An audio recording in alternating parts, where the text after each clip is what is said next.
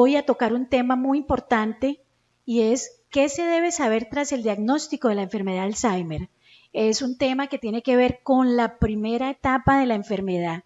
Todas esas expectativas que nos han dicho ustedes de qué hacer después de haber tenido un diagnóstico o de, ¿por qué no?, apenas sospechar que hay pérdida de memoria y que esa pérdida de memoria nos puede llevar a otras instancias de la enfermedad. Entonces, hoy voy a tocar algunos puntos claves que la familia debe tener muy claro para evitar pero muchas dificultades más adelante. Entonces, vamos a empezar. Por favor, siguiente.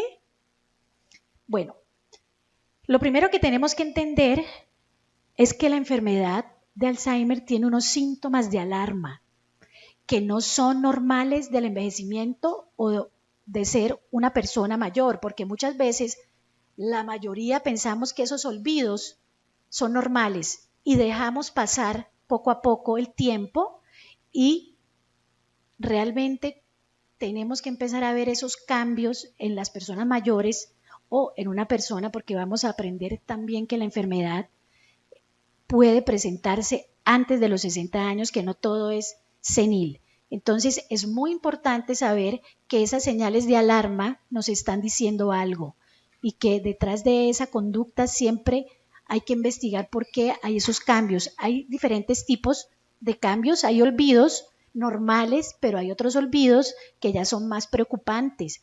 Tenemos olvidos, por ejemplo, olvidar lo que nos dijeron ayer y pedir que nos lo repitan. Eso es un olvido que puede sucedernos a todos. Leo algo y ya no me acuerdo, ¿cierto?, de lo que acabo de leer, olvido tomarme las medicinas, olvido los nombres conocidos. Son olvidos que todos podemos tener, pero cuando un olvido es patológico, cuando un olvido le debemos poner cuidado. Definitivamente, cuando primero es muy grave el olvido, cuando es intenso y cuando se repite en el tiempo. Un olvido grave, vamos a dar un ejemplo. Voy al aeropuerto, dejo a mi hijo, regreso y cuando él me llama a saludarme y a decirme cómo llegó, pues me olvido de que me llamó. Eso es un olvido importante, eso es un olvido significativo.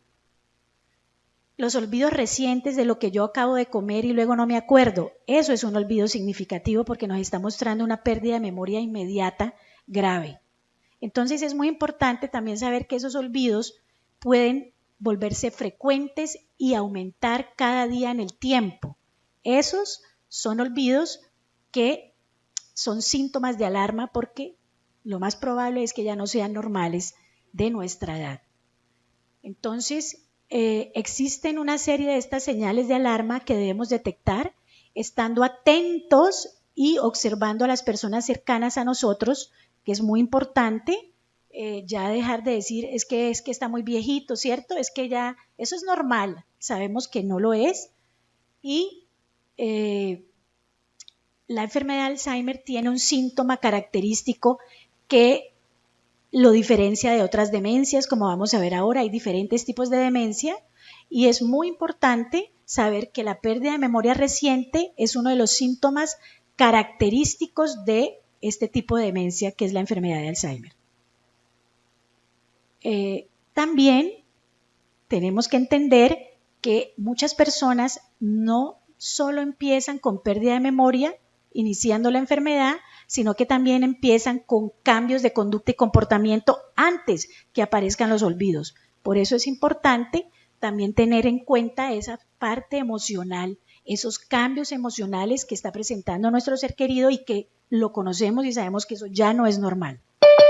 Bueno, segundo, una premisa importante, un diagnóstico temprano siempre ayuda. ¿Por qué ayuda un diagnóstico temprano y no dejarlo pasar? Se identifican pronto los apoyos, las familias, los cuidadores tienen una gran ventaja y es visualizar qué apoyos, qué ayuda estoy necesitando. Se recibe la información adecuada. Lo digo porque muchas veces el diagnóstico de la enfermedad de Alzheimer es tardío. ¿Por qué? porque se necesita de varios profesionales para hacer todo un análisis integral. Entonces, ¿qué sucede? Pasa mucho tiempo y en ese transcurso de ese tiempo las familias, muchos desertan, ¿cierto? Y dicen, bueno, es que no me dieron claridad, yo no sé qué es lo que tiene, apenas están los exámenes y así puede pasar 1, 2 o 3 años. Desde que no acepto tampoco como familiar lo que está sucediendo y que hay unos cambios, el miedo y el temor al diagnóstico. Entonces, muy importante, ¿cierto?, que se reciba la información de una manera adecuada, con un diagnóstico claro. Es como una exigencia que uno también debe hacerle a los profesionales. A veces no se presentan todos los síntomas para que un profesional pueda hacer un diagnóstico claro, porque deben haber varios criterios y es allí también cuando el diagnóstico se demora. La familia y el médico tienen que esperar que se manifiesten todos los síntomas para poder hacer con certeza el nombre de ese diagnóstico.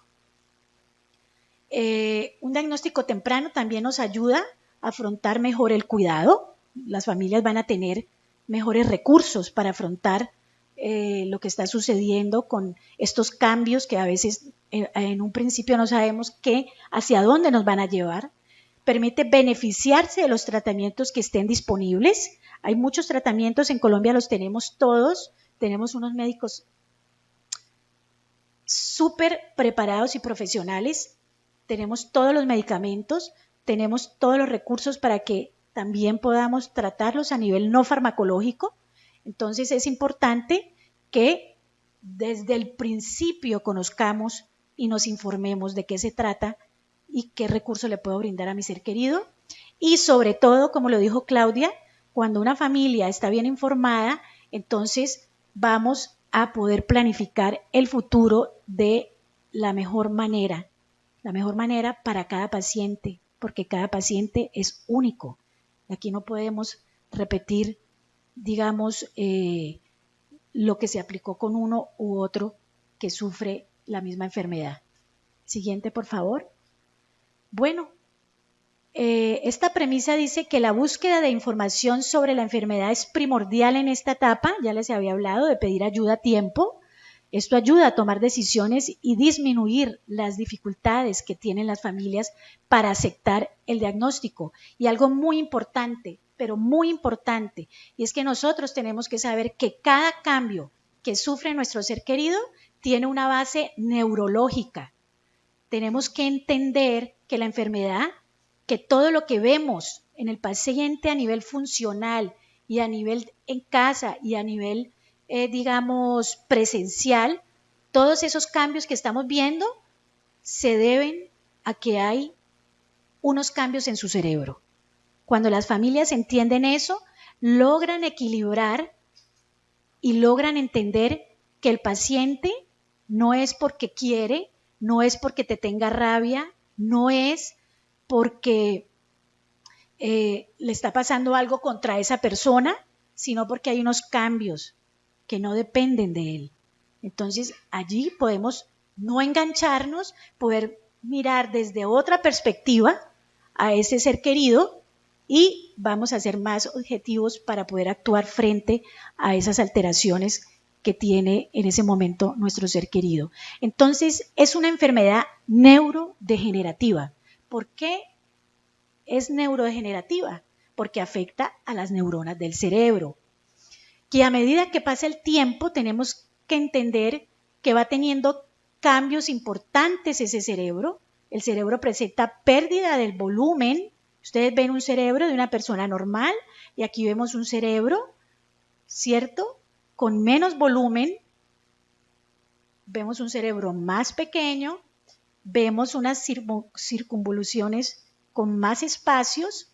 Entonces tenemos que entender que el cerebro va cambiando y que esto está ocasionando una disminución de funciones cognitivas que son la atención, la memoria, el razonamiento, la percepción, pero también nos afecta la vida funcional. Entonces, esto es fundamental. Es una enfermedad que tiene una base neurológica y que eso también ocasiona cambios a nivel emocional. Siguiente, por favor. Entonces, esto es un poquito duro, pero es cuando lo entendemos, vamos a poder prepararnos durante todo el camino y no solo ver una etapa, sino visualizar siempre más allá. Es una enfermedad larga, la mayoría de las veces, irreversible y progresiva. ¿Eso qué quiere decir? La experiencia que tenemos en la fundación es que hemos tenido pacientes que nos duran 10 años con nosotros en residencia o en centro día. La enfermedad puede durar de 10 a 15 años, dependiendo de muchos factores. Entonces, más o menos puede durar de 10 a 15 años promedio y puede llegar a necesitar un cuidado las 24 horas del día. Por eso sabemos que es un cuidado intenso a medida que la enfermedad va evolucionando. No tiene cura, pero sí dispone de tratamientos farmacológicos y no farmacológicos que están destinados a potenciar las capacidades cognitivas y funcionales preservadas, lo que tiene el paciente, lo que sí se puede estimular, formar a la familia y a la comunidad y al propio paciente día a día. Esto es muy importante porque a pesar de que no tiene cura, estamos ahora en este momento aprendiendo a cómo podemos mejorar la calidad de vida de ese ser querido, mi calidad de vida, de todo el entorno de la persona que tiene olvidos. Entonces, esto es importante. También en el curso de la enfermedad se agravan los síntomas y por eso sus tratamientos son permanentes en el tiempo. ¿Por qué pongo esto? Porque resulta que a veces las familias dicen, bueno, doctora, ¿y hasta cuándo tiene que venir aquí al centro día a hacer terapias? Pues, ¿cómo les parece que como esto es irreversible y es progresivo, la respuesta la tenemos? Siempre, siempre, porque lo que queremos es que esa persona tenga una buena calidad de vida. ¿Y cómo tiene una buena calidad de vida? Socializándose, teniendo buena autoestima, teniendo un motivo para levantarse todos los días. Entonces, por eso es tan importante que todas, las familias y los cuidadores que están más cerca de los pacientes sepan que aunque no hay una cura, hay muchísimo por hacer. Nosotros cuando tenemos esos cuidadores empoderados, les cambia la vida, pero no me voy a adelantar porque yo me voy emocionando. Sabemos que la enfermedad tiene varias etapas. Yo no, en esta charla no voy a profundizar porque todos los profesionales que vienen después de mí van a profundizar en todos estos temas. Esto es como un abrebocas, que es muy importante porque es lo que primero debemos saber cuando sospechamos tener una enfermedad que implique la pérdida de la memoria. Bueno, cualquier tipo de demencia. Entonces sabemos que la enfermedad tiene varias etapas y que en cada etapa, como ustedes ven aquí, las neuronas de esas áreas, este es el área de la memoria, en donde empieza a afectarse las neuronas. A medida que la enfermedad va avanzando, vemos cómo las neuronas de otras áreas del cerebro se van afectadas. Igualmente, vemos más síntomas en el paciente, no solo la memoria, sino el lenguaje, el razonamiento, la percepción, la impulsividad, la irritabilidad, muchas veces la agresividad, porque también otras áreas del cerebro como el lóbulo frontal que tiene que ver con los impulsos se afectan. Entonces por eso tenemos que saber, no a todo el mundo le pasa lo mismo. Cuando veamos los síntomas más adelante vamos a darnos cuenta de que todo paciente es diferente, que no todos presentan los mismos síntomas de acuerdo a muchos factores como el carácter, como el manejo que le estemos dando al paciente en ese momento, etc. Siguiente, por favor. Bueno, tenemos también aquí otro aspecto importante. La enfermedad requiere asistencia y cuidados permanentes. Ustedes oyeron a Claudia en su testimonio que la música era una herramienta que para su madre era fundamental porque la conectaba no solo con ella, sino con el mundo. Entonces tenemos las terapias. Resulta que les voy a contar que cuando empecé la fundación hace 25 años, resulta que en ese entonces pues no se creía que las terapias ayudaban. Y en este momento son las terapias las que más pueden hacer que ese paciente continúe a pesar de su olvido y de su enfermedad. Entonces las terapias son efectivas para mantener a ese paciente activo más que los medicamentos. La idea es tener esos dos tratamientos equilibrados.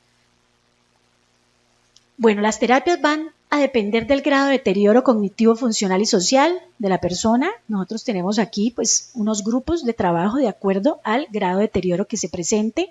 Tenemos que tener en cuenta la parte funcional, ¿cierto? Si la persona puede caminar, si no puede caminar, si se puede integrar. Tenemos la parte cognitiva. Ustedes saben que existe la valoración de neuropsicológica para saber en qué grado está. Igual trabajar con las personas que estén en ese mismo grado para que no se sientan mal.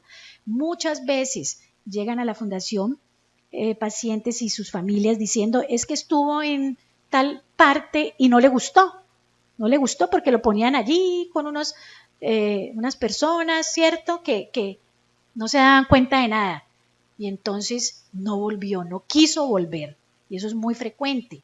Pues eso se debe a que tenemos que tener en cuenta en qué grado funcional, cognitivo y social está la persona, porque si no vamos a fracasar.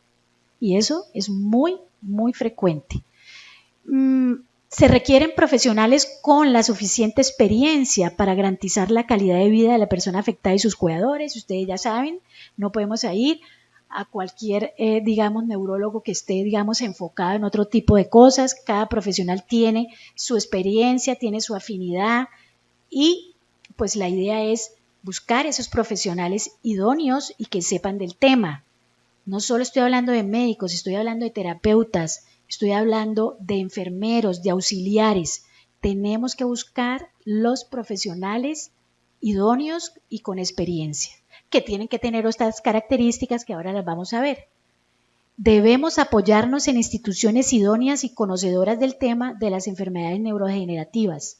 Estamos hablando aquí de una gama grande de profesionales, porque vamos a necesitar a lo largo de toda la enfermedad terapeutas, enfermeros, auxiliares de enfermería, gerontólogos, neurólogos, psiquiatras, etc. Siguiente, por favor. Bueno, siguiente. Un solo cuidador no basta para asumir las tareas del cuidado. La mayoría de las consultas se hacen solo el paciente y el cuidador. Y el cuidador a veces, la mayoría de las veces cree que él puede solo. Si no sabemos lo que acabamos de decir, que la enfermedad es larga. Entonces, nosotros acá hemos detectado y todas las personas que trabajan con personas con demencia sabemos que el cuidador puede colapsar y que también se puede ir primero que nuestro paciente si no se aprende a cuidar. Entonces es muy importante tener en cuenta lo que llaman el síndrome del cuidador quemado. Es una etapa donde se experimenta mucho temor, desamparo e incertidumbre, porque estamos hablando de la primera etapa, cuando estamos vislumbrando un diagnóstico de la enfermedad o cuando ya no lo han dado y estamos en esa primera etapa. El cuidador principal comienza a sentir los síntomas propios del desgaste físico y del desgaste emocional. Se someten diariamente a mucho estrés y presión, muchas veces por sobreprotección que le dan a ese ser querido. Hay muchas, razones por qué un cuidador se puede quemar. Y una de las que es muy frecuente es que la familia y el cuidador empieza a sobreproteger a ese ser querido. No lo deja ser a pesar de sus dificultades. Eso tiene algunas razones como la dificultad en aceptar, la negación, cambiar el rol como vamos a ver ahora porque ya no es mi mamá, sino que ahora yo tengo que cuidar a mi mamá.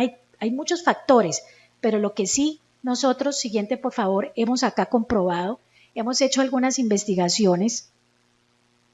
Bueno, ¿cómo les parece que en algunos ejercicios y talleres que nosotros hacemos aquí con los cuidadores, hacemos algunas reflexiones por medio del dibujo? Y estos son dibujos de cuidadores que pintan lo que para ellos significa cuidar. Y si ustedes ven este dibujo, vemos un cuidador con la carga de toda la casa encima. Así se sentía este cuidador, esta cuidadora, porque era una mujer con todo, no solo con el paciente, sino con todo, y es una carga física, emocional. Aquí vemos el factor tiempo, 24 horas, una persona de 26 años teniendo que cuidar a su familiar con pérdida de memoria. Entonces, ¿qué sucedió con este cuidador? Pues no pudo volver a trabajar, no pudo volver a seguir su proyecto de vida. Es muy importante. Y por acá también tenemos que este cuidador, pues, definía el cuidado como un acompañamiento, pero tenemos que aprender a acompañar para no podernos, ¿cierto?, quemar. Siguiente, por favor. También en nuestras investigaciones, que era lo que les iba a referir hace un momento, resulta que hicimos unas encuestas y encontramos las principales emociones encontradas en el grupo de personas cuidadoras de pacientes con Alzheimer de la Fundación, y encontramos que la mayor emoción que la mayoría tenían era tristeza. La segunda emoción, el estrés, la angustia,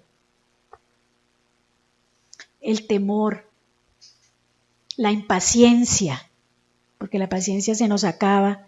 Acuérdense que volvemos a repetir 1, 2, 5, 8 veces, 20 veces lo mismo. La depresión, el desánimo, la soledad, la rabia, la culpa. Entonces, por eso decíamos que un diagnóstico de Alzheimer es como un tsunami, hay muchas cosas, no solo es la enfermedad, no solo es la persona que amamos, también es las consecuencias de todo eso que nos pasa. Y si nosotros no estamos bien, se me desapareció aquí la imagen, pues es muy difícil que nosotros podamos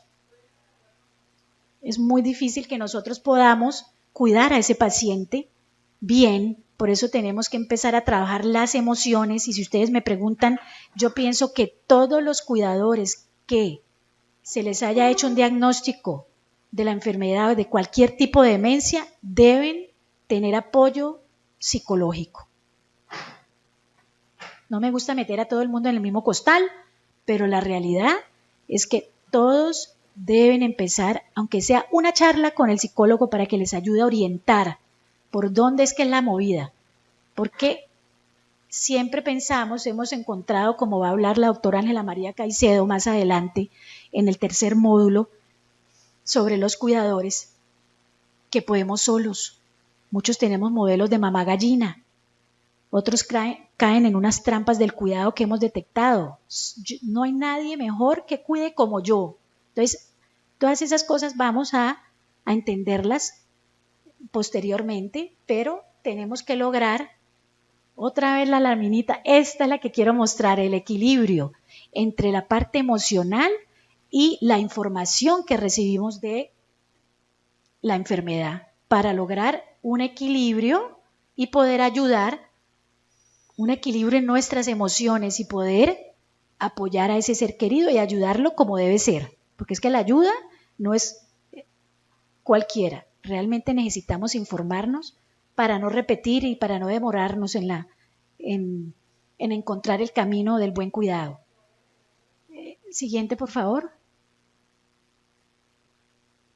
Bueno, tenemos buscar los profesionales adecuados para el manejo de este tipo de enfermedad lo antes posible. Ya habíamos hablado de esto, un acompañamiento en toda la evolución de la enfermedad, tanto a nivel farmacológico como no. Lo vuelvo y lo reitero, porque ¿cómo te parece que en esta enfermedad hay muchas etapas, y una de las primeras es el diagnóstico y necesitamos un neurólogo?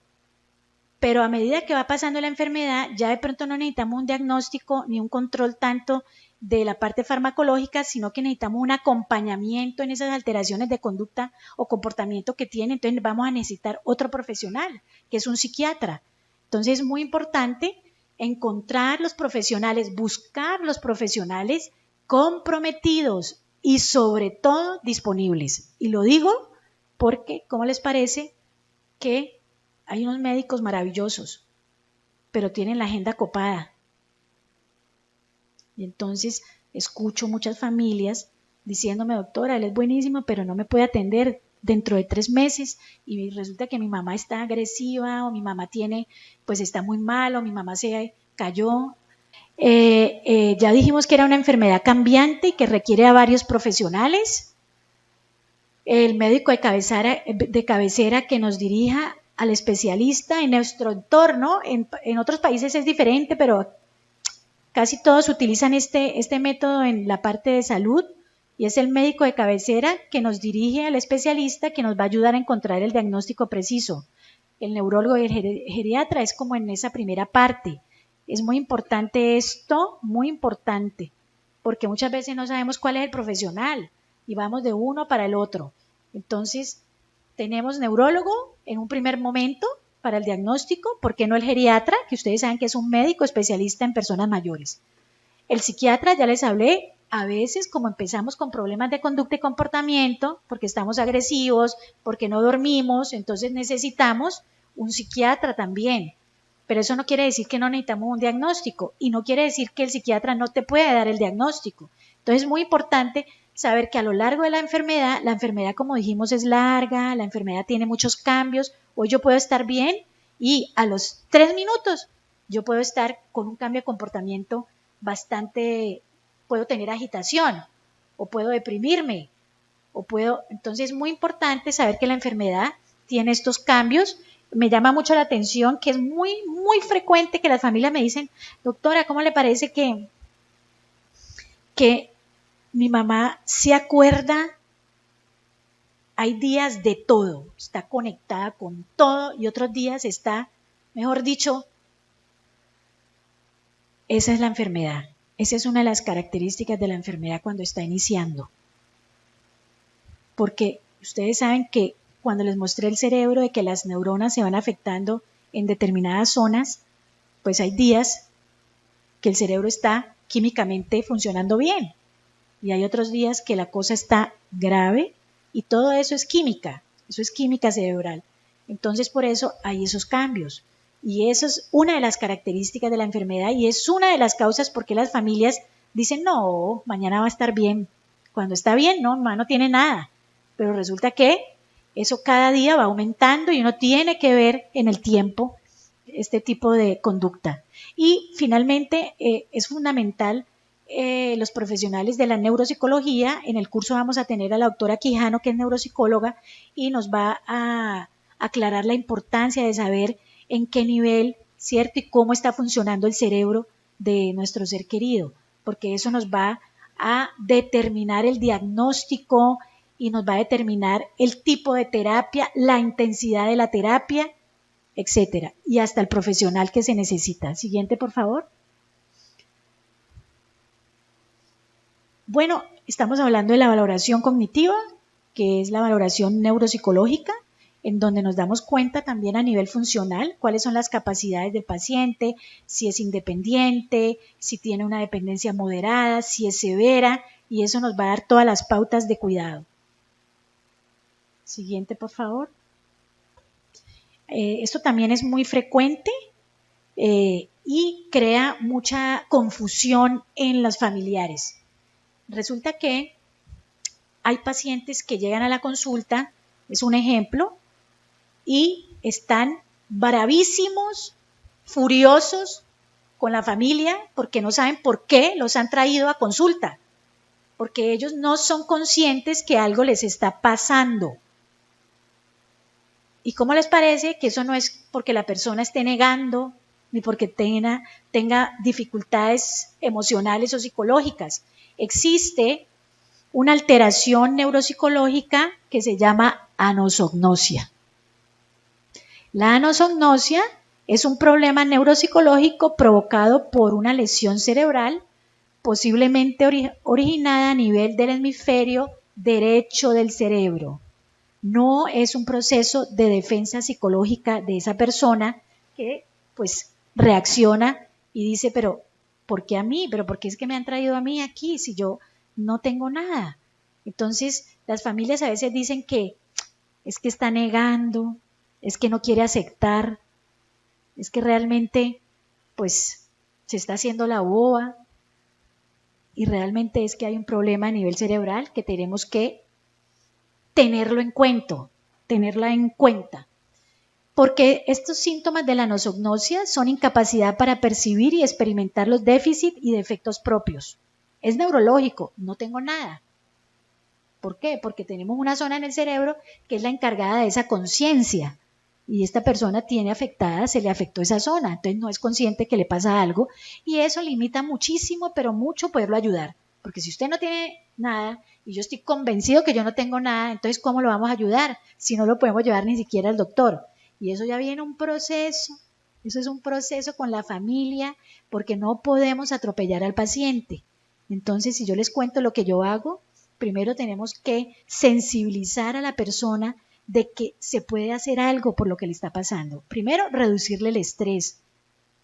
Me estoy acordando de una señora que no quería entrar al consultorio, bravísima así, no me cierran la puerta, yo qué estoy haciendo aquí, insultó a todos los hijos, eso es una cosa difícil, pero paso a paso se puede ir logrando sin atropellar, porque pues si lo estamos sufriendo nosotros no sabemos qué tenemos, es cuando uno esconde algo, no se acuerda dónde lo guardó y entonces ¿quién es el culpable? El que vive conmigo.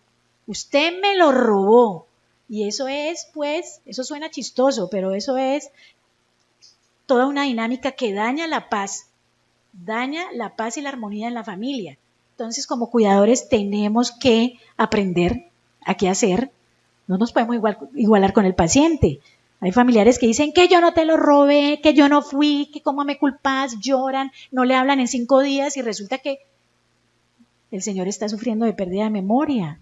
No se acuerda dónde guardó la platica o otras cosas. Entonces, es muy importante. Otro síntoma de la nosognosia es la negación de los problemas físicos, cognitivos o conductuales. A mí no me pasa nada, es el típico paciente. Justificaciones de los déficits, me pasa porque estoy cansado, entonces hay disculpas y todo, pero él ni entiende por qué le está pasando. Y después no se acuerda.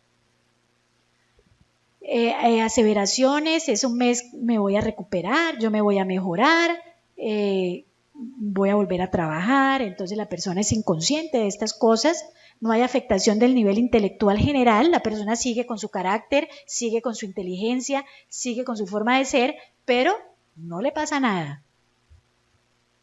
Esta nosognosia, que es la negación a sus propias deficiencias, puede coexistir con otros procesos como la alexitimia, la negación, los síntomas delirantes, como la personificación o las alucinaciones.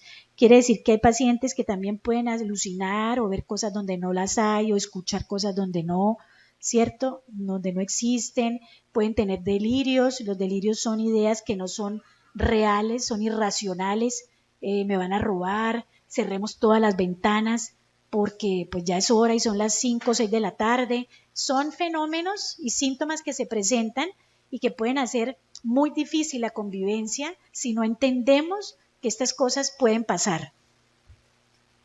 Siguiente, por favor.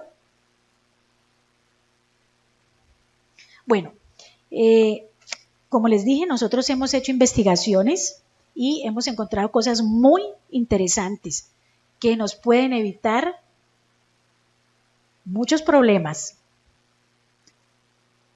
Una de las investigaciones que se ganó un premio por allá en otro país fue el que hicimos, que tenía que ver con la relación entre la dinámica familiar y el estado psicológico de un grupo de cuidadores de personas con demencia de aquí de la Fundación Alzheimer. ¿Y cómo les parece que encontramos algo muy interesante? Que si todas las familias lo supieran, empezaban a trabajar en eso. Yo creo que eso lo tenemos que trabajar en familia desde mucho antes, no necesitamos esperar una enfermedad, ¿cierto? Para tener una buena comunicación entre los miembros de la familia.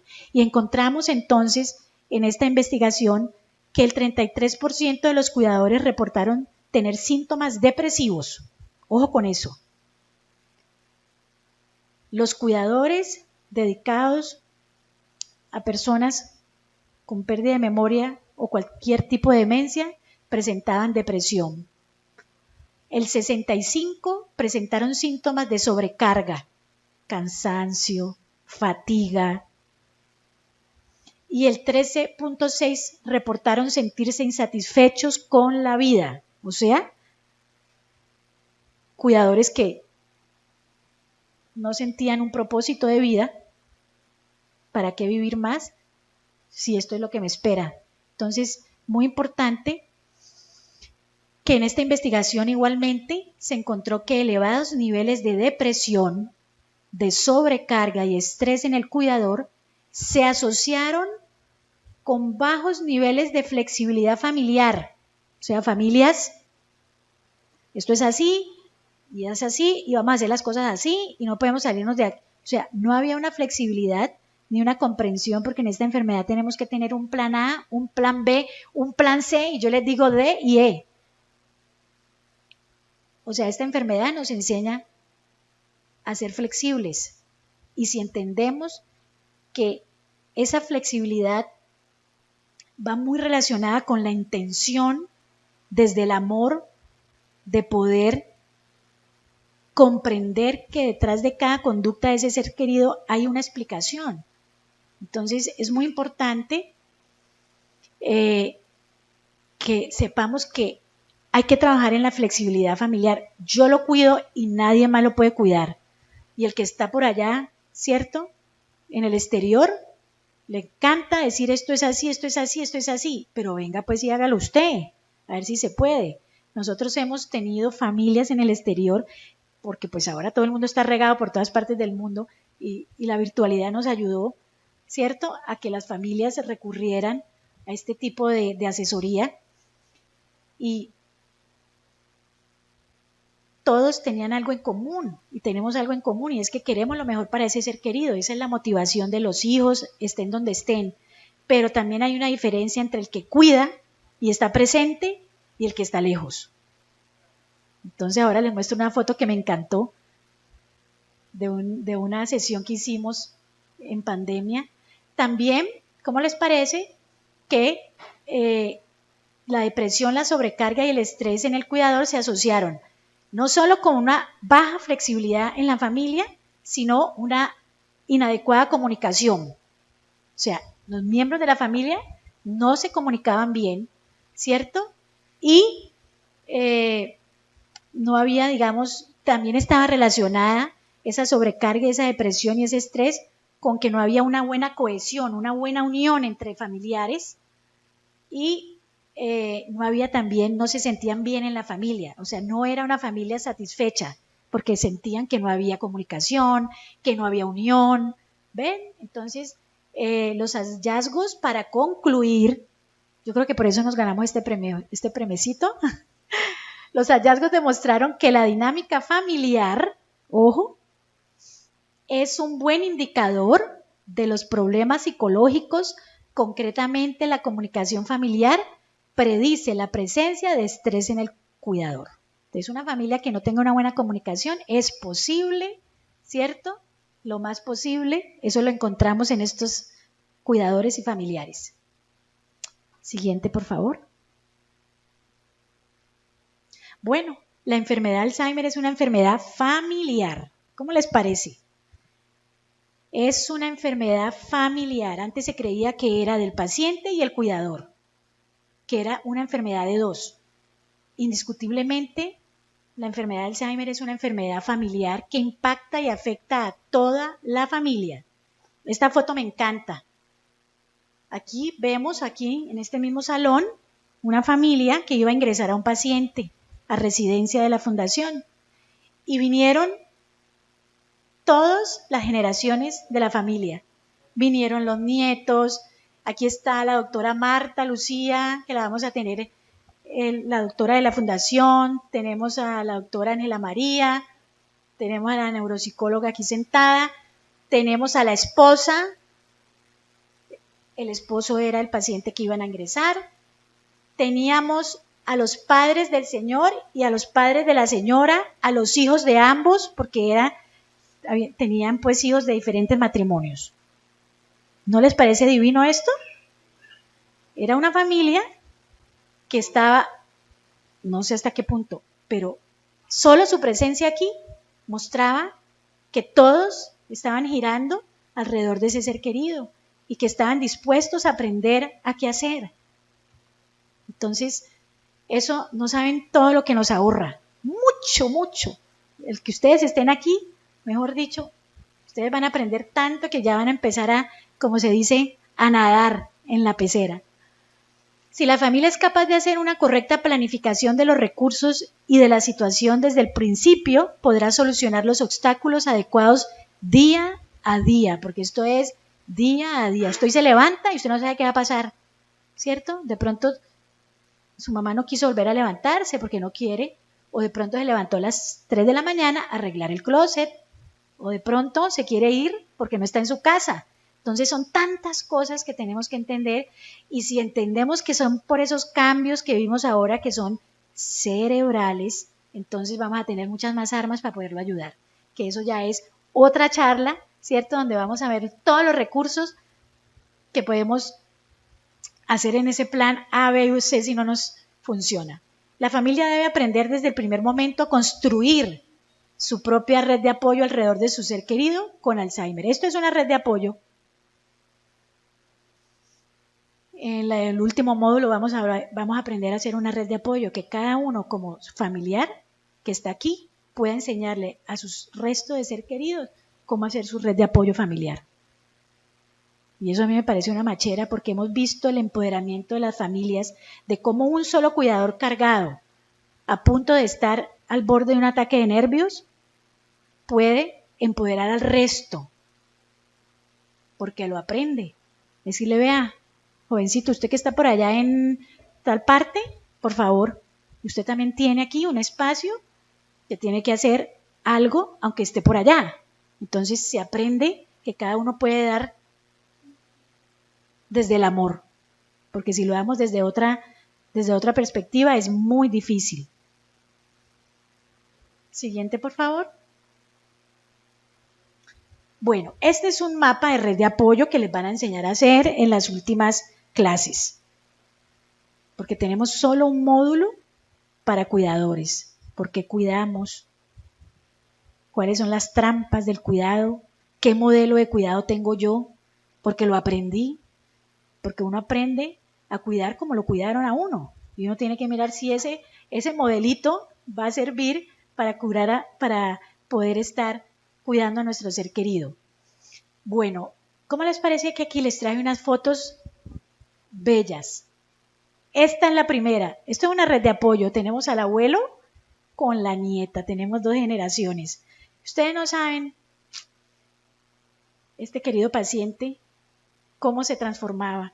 Ya estaba en las últimas etapas, con muchas limitaciones para hablar, para reconocer. Solo era ver a su nieta y cambiaba totalmente. La esposa me manda esta foto y yo no, esta foto es de revista. Eso es una red de apoyo, la parte intergeneracional. Las instituciones que apoyan al enfermo, los médicos, los centros de día, las residencias, ese terapeuta que está pendiente, que le está informando qué está pasando, ese auxiliar de enfermería que día a día hace lo que usted no puede hacer por su ser querido, y a mí me perdonan decir esto, pero es la realidad. Las auxiliares de enfermería son básicas, fundamentales e indispensables. Pero también hay que saber cuál es el manejo que le demos, ¿cierto?, a este tipo de apoyo. Y eso es muy importante. Entonces, las instituciones, toda la parte de salud, nuestros médicos. Tenemos por aquí la parte social. Esto es una comunidad religiosa donde todas han sido hermanas por mucho tiempo. Esa es su familia. Entonces, vemos cómo ellos se apoyan mutuamente. Y bueno, una red de apoyo es utilizar todas esas, digamos, instancias de nuestra sociedad, la familia, el tío, el portero. Resulta que los porteros aquí son fundamentales, las personas que viven en las unidades, y el paciente sale y quiere salirse y se pierde, pero si la familia va donde el portero y le dice, mira, mi mamá tiene olvidos y a veces le da por salir a la calle y se puede perder. ¿Usted me podría informar y llamar cuando usted vea que mi mamá se nos sale de la casa? Eso es una red de apoyo, es utilizar y aprender a utilizar todo nuestro entorno en pro a un buen cuidado. Muchas manos juntas. Y miren, esto suena muy, muy fácil, pero hay una gran dificultad en las familias y en los cuidadores. Por eso vemos cuidadores enfermos. En una de nuestras investigaciones encontramos, de 90 cuidadores, encontramos como 12 cuidadores que desarrollaron enfermedades mortales como el cáncer, enfermedades también de los huesos, ¿cierto? Porque ellos, con toda la fuerza que tenían que hacer y con la trampa del cuidado, que no había nadie más mejor que él que cuidaba. Entonces es muy importante que seamos conscientes desde el principio, aprender a hacer nuestra red de apoyo y vamos a poder visualizar una buena calidad de vida. Siguiente, de pronto esta es la última, miremos a ver. Bueno, estos programas que nosotros realizamos en la fundación con las familias realmente han dado buenos resultados porque hemos visto los cambios en los cuidadores. ¿Cuáles son los resultados más potentes después de que cuidadores como los que vemos aquí aprendieron a cuidarse a sí mismos? Estos cuidadores logran cualificar su participación en las actividades de ayuda al paciente aprendiendo conocimientos sobre la enfermedad. Aprenden la solución de situaciones en la vida diaria del cuidado, aprenden a cómo vestir, cómo manejar el insomnio, cómo bañarlos, cómo alimentarlos, aprenden actividades lúdicas para ocupar el tiempo libre, aprenden cómo estimularlo, resignifican su rol como cuidadores, o sea, se replantean, bueno, ¿yo qué estoy haciendo bien? ¿Yo qué estoy haciendo mal? ¿Qué tengo que cambiar? Y se empoderan como agentes de cambio dentro de la dinámica familiar. Yo les explicaba eso. Logran cambiar la dinámica familiar, que me parece una machera. Desarrollan habilidades para la contención emocional. Entonces ya no se desbordan. Entonces mamá no me reconoció y entonces ya no me quiere. Logran aprender a contenerse y a entender y comprender que detrás de cada conducta, ¿cierto?, algo está ocurriendo y investigan qué está pasando o si no se ayudan de los recursos terapéuticos que se tienen y logran fortalecer sus dinámicas familiares y sociales surgiendo procesos de empoderamiento. Siguiente, por favor. ¿Estamos bien de tiempo o me estoy pasando? Bueno, ya estoy terminando. Bueno, esta era la foto que yo les decía. En una sesión en pandemia, una familia, la señora tenía como 3, bueno, no se puede decir, bueno, tenía varios hijos, siguiente, y en ese momento estaban todos los hijos, estaba la hija que acompañaba a su mamá aquí, de pronto nos está escuchando, que fue la que pidió ayuda, porque casi siempre hay un miembro que es más consciente, un cuidador, que es el que busca ayuda, como el que ¿cierto? Como que el que se da cuenta primero que tiene que hacer algo, porque pues algo está pasando y hay otros que no lo ven en la familia. Entonces ella fue la cuidadora principal, vino a la fundación, toda la historia, ¿cierto? Se le guió de todo lo que tenían que hacer y una de las cosas era hacer el Aprendiendo en Familia, que es una sesión de 2 horas, en donde toda la familia, ¿cierto?, se reúne con la psicóloga, con mi persona y empezamos a solucionar cada duda que se tenga sobre el cuidado y también se reúnen todas las opiniones y cada percepción de cada hijo, porque cada hijo tiene una relación diferente con su ser querido. Entonces allí hay cosas hermosísimas. ¿Por qué? Porque resulta que casi siempre no se han escuchado, no sabemos qué está pensando el otro. Y entonces, ¿cómo así que mi hermano piensa eso? Pero ¿cómo así?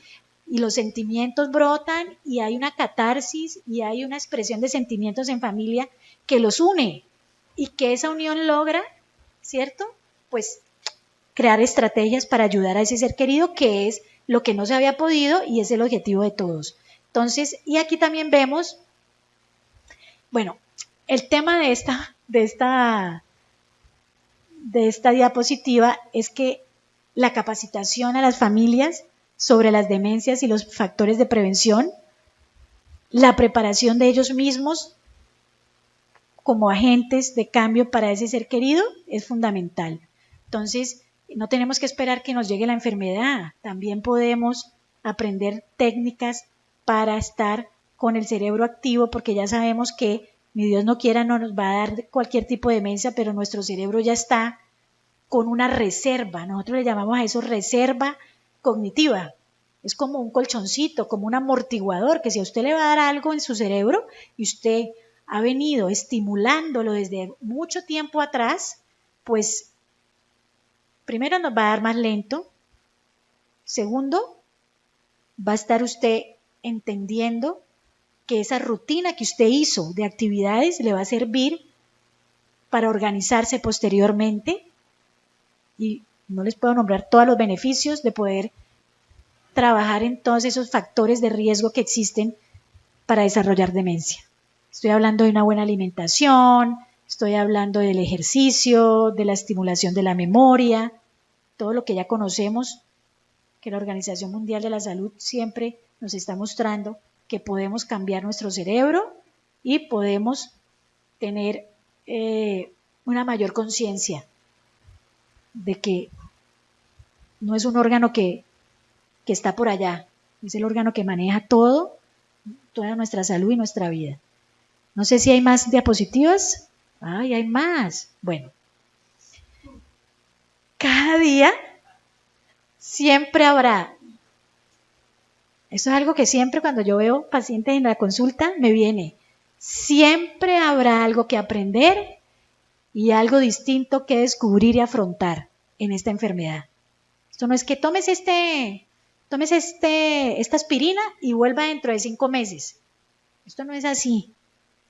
Resulta que aquí siempre hay algo que aprender cada día, como les dije, porque es una enfermedad cambiante, y algo distinto que descubrir y afrontar todos los días. Entonces yo vuelvo y digo, cuando empezamos a ver las cosas desde una intención del amor, pues todo va a cambiar, porque yo ya no voy ni a ponerme a sufrir por todos esos cambios que están sucediendo, sino que voy a entender que eso es un aprendizaje también para mí, que esa situación que estoy viviendo como cuidador es un aprendizaje también para mí, no solo para ser mejor persona, sino para ser requete paciente, porque la paciencia que nosotros tenemos ahora no tiene nada que ver con la paciencia de un cuidador con Alzheimer, pero no tiene nada que ver, porque esto aquí son 1, 2, 8, 20, yo creo que 30.000. Carga de paciencia que necesitamos. Entonces es muy común escuchar a las familias decir, mi papá ayer estaba súper conectado, hoy está muy ido y ausente. Eso es un reto. ¿Qué voy a hacer? Que no se quiere parar de la cama, por más que yo le diga que va a venir, no. A ver, hágame el favor. Tiene que cambiar usted, tiene que cambiar su conducta, porque si no el señor se queda allí acostado todo el día y al otro día y al otro día.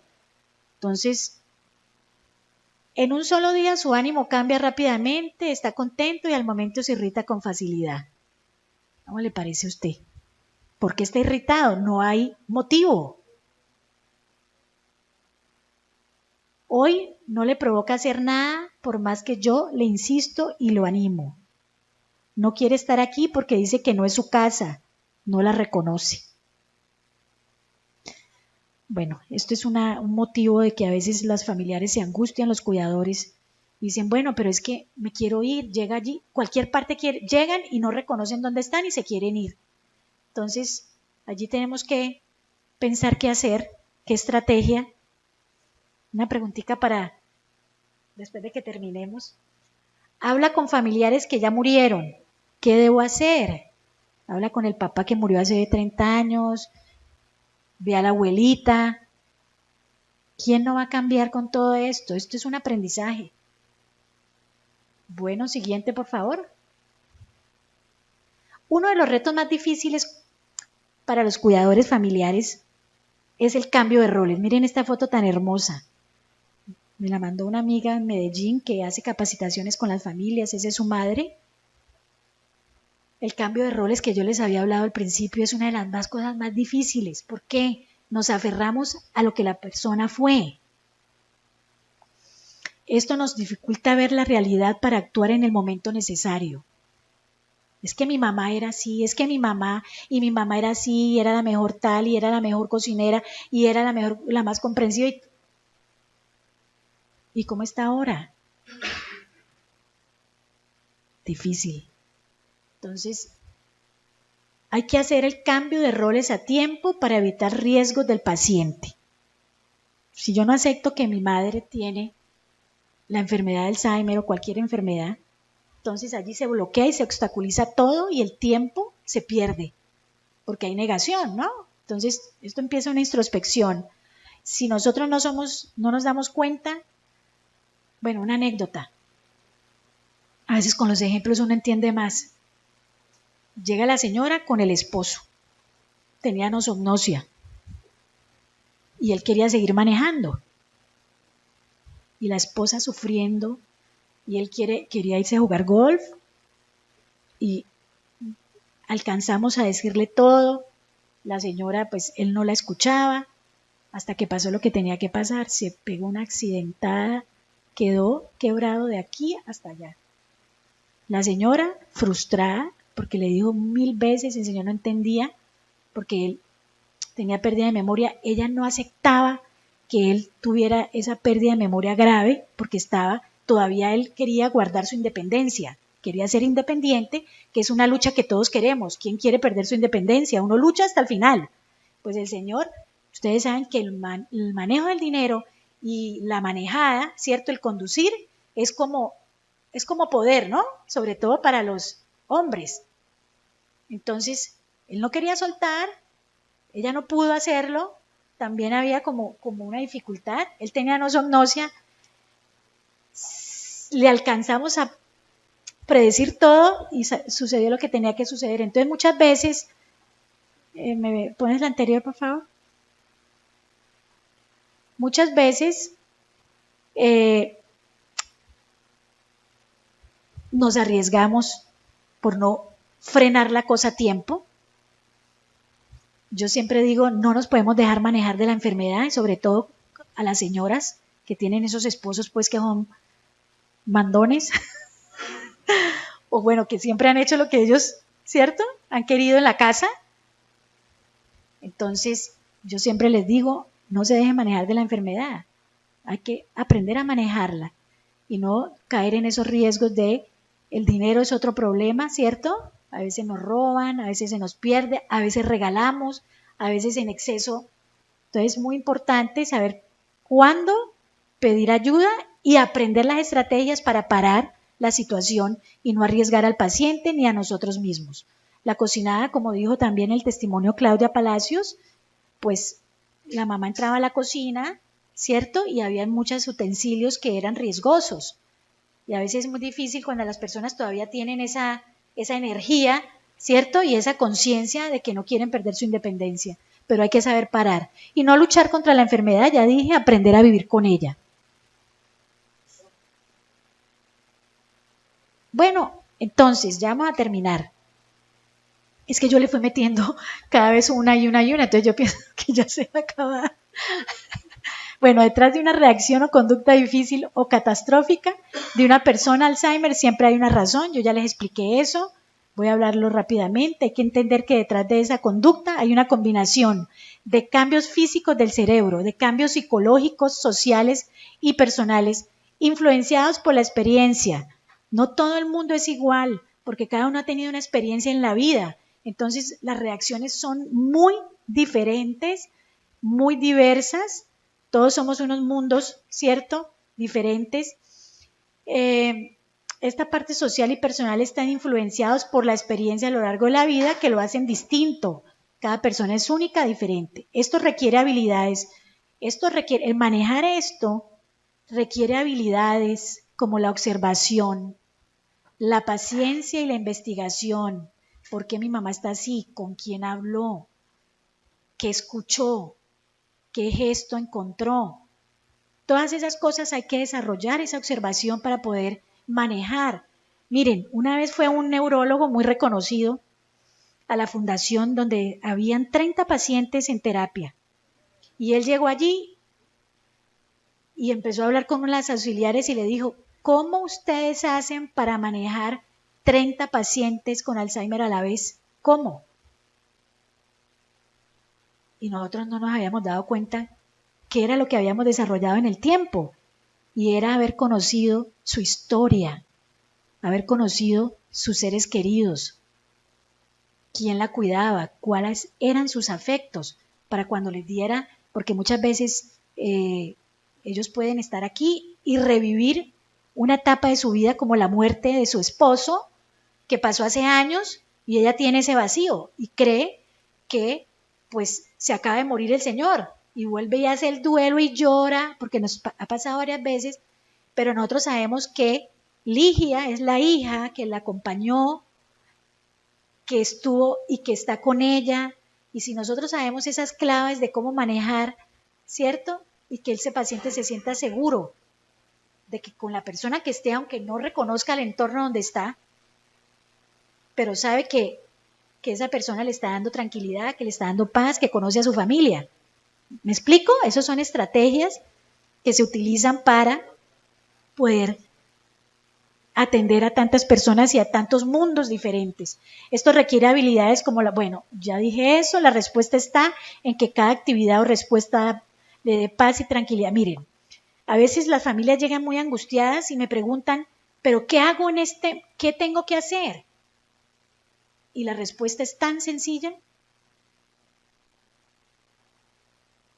La respuesta que usted le tiene que dar es buscar algo que le dé paz y le dé tranquilidad. Si esa respuesta que usted le va a dar en X o Y circunstancia y no le vaya a dar paz y tranquilidad, sino que se angustie más, que se irrite más, ese no es el camino. Siempre tenemos que buscar esa respuesta que le dé a esa persona esa paz y tranquilidad.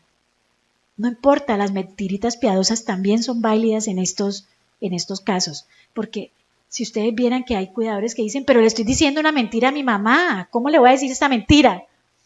¿Cómo les parece eso? Y yo, pero si esa mentira le va a dar paz, porque si alucina y ve hormiguitas en la pared, entonces usted le va a decir, sí, mire todas las hormiguitas que hay por allí, mirecito. Eso la va a angustiar más, entonces tenemos que buscar alternativas. Vamos a comer helado porque ya sabemos que a ella le gusta el helado, vamos a dar una vueltica. Sáquela de esa, ¿cierto? De esa idea perseverativa, así sea una alucinación, así sea cualquier vivencia o confabulación, que es cuando se cogen retazos de un lado y se cogen de otro y se hace una historia que no es real y que a esa persona le puede dar angustia. Entonces hay tantas cosas que tenemos que aprender, creo que por eso estamos aquí hoy, ¿cierto? Bueno, siguiente por favor. Bueno, esta sí es la penúltima, ¿cierto? Hay que trabajar las emociones. Yo les dije desde el principio, todas las personas que tengan un diagnóstico de demencia deben apoyarse con psicología, con un profesional o con el amigo que se pueden desahogar.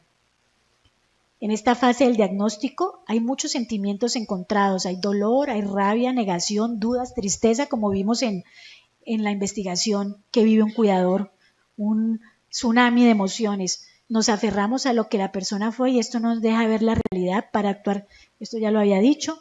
Y algo muy importante, el más profundo acto de sanación es hablar. Busquemos esa persona que nos escuche. El más profundo acto de ayudar es escuchar. Entonces, eso lo podemos hacer con un vecino, con alguien que nos entienda, que nos comprenda, y cuando se nos salga de la mano, busquemos un profesional. Hay que hacer el cambio de roles a tiempo para evitar riesgos del paciente. Esto ya, ¿por qué me está repitiendo? Siguiente, por favor. Yo creo que ya hay una 12. Bueno, esta es la última. Bueno, respetar su dignidad con acciones. Este tema es una cosa desde bañarlo con la puerta abierta y sin ropa. O sea, hay que respetar. Dentro de la dignidad hay muchas cosas. Aquí hablo de algunas que voy a nombrar para que ustedes se vayan con esa inquietud. Tienen derecho a saber qué les está pasando. Lo importante es cómo se lo digan. Muchas veces he tenido aquí pacientes que la señora no ha querido volver donde el neurólogo, porque el neurólogo le dijo, usted tiene Alzheimer y tiene que hacer esto, esto y esto. Y la señora quedó frustrada, yo no vuelvo donde ese señor. Es la forma como se lo digamos. Todo lo que yo les estoy diciendo son, experiencias que he vivido en mi consultorio. Evitar el trato infantil. Ay, Dios mío, es un adulto y debemos tratarle como tal en todo. En los materiales, en los juegos, no son juegos de niños. No lo vamos a tratar como un niño, él es un adulto, con las palabras y con el trato. Tengo una anécdota de mi primera paciente con la enfermedad de Alzheimer, una abogada muy prestigiosa. Y yo estaba empezando a incursionar en la parte de los materiales. Y le saqué un cuento y la señora me lo tiró al piso. Ella ya no tenía lenguaje, pero pues tenía su carácter todavía. Y yo entendí. No podemos poner juegos de niños. Hay que buscar los materiales también adecuados para que ellos sientan que ellos están haciendo algo por ellos mismos, que ellos son unos adultos y que no vamos a los jueguitos, pues ¿por qué? Porque aunque ellos no sepan y no se acuerden, dicen esos jueguitos allá, ¿qué te hicieron allá en la terapia? No, unos jueguitos todos pendejitos, yo no vuelvo allá. Vea, eso es así. Entonces, a los profesionales eso es muy importante, promover la autonomía, respetarles y fomentarles su independencia siempre cuando sea posible. Cada persona es diferente, única y como tal debe ser tratada sin prejuicios ni juzgamientos. Menos con un manual de instrucciones. Ay, mira, a mi mamá le resultó eso. Hacelo igualito que eso resulta. Mentira. No voy a hablar aquí de los prejuicios ni juzgamientos, pero el doctor mexicano Raúl Gutiérrez nos va a hablar de esas cosas. Las mentiras piadosas, ya les dije, pueden ser útiles para mejorar la comunicación o la conducta en momentos difíciles de manejar al paciente. Y aprender el manejo y la expresión de la sexualidad, ojo con eso, en personas con demencia, con dignidad y respeto. Lo hemos vivido mucho con nuestras auxiliares de enfermería. Hay personas que se desinhiben, hay otras, pues la libido se alborota, ¿cierto? O no se acuerdan de lo que es la sexualidad. Y todas esas cosas hay que hablarlas con ese profesional o en familia, en lo que se pueda, porque es un tema importante, es parte de la vida y no debe ser un tabú.